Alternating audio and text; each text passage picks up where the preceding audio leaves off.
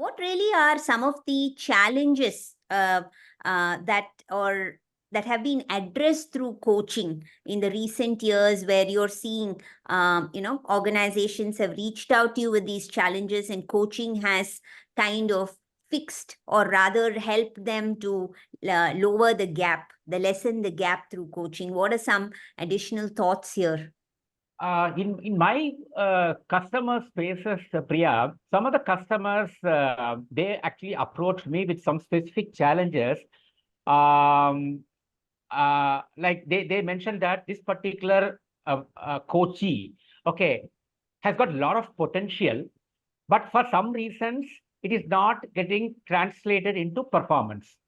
Okay, so the performance was a key challenge that they observed, and so the potential to performance, the bridging the gap, they were convinced that coaching is a tool that can be doing wonders for them. And in recently, some organizations, they approached me with the intent saying that there are some long timers in the organization, but somehow, though they were showing a lot of loyalty towards the organization, the performance was not up to the standard. Mm. So they wanted to give one final chance to this particular employee of the organization.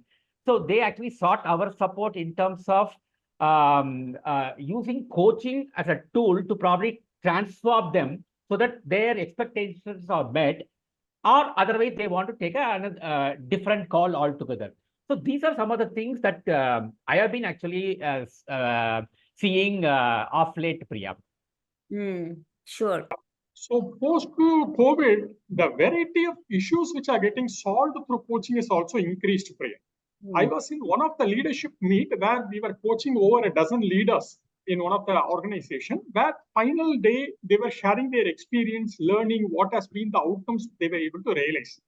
And I was amazed that 2 out of 12 leaders said, I was able to improve my physical perspective because prior to that, I used to have a lot of migraine issues. We used to regularly get a lot of migraine, and I was not able to work for extended hours, and things were taking a toll on my health. And post this COVID journey, I'm able to extend, I'm able to stretch, and I'm able to do that. Amazing to note that the coach was able to turn their focus on the physical perspective, which generally in coaching we focus on leadership competencies and other things, and not leave it on the self part or the individual part. So, and another leader, it was a CIO who said that the developmental period used to be X, and mostly, we were overshooting the timelines. But after I embarked as a leader on coaching journey, we were able to achieve within so and so timelines. What has been prescribed for that, there are no effort at time overrun. So it's something which is amazing, because I have been in IT industry and I've heard IT people talk in terms of crushing the timelines and other things. But coaching a leader to be more taking a more of self leadership, and thereby able to, the entire department is now weaving the benefit, right? So that's the type of, so on post COVID, where the stress levels are higher, extended hours, people are all, there is a very blurred thing between a professional and personal life, and a lot of things are happening.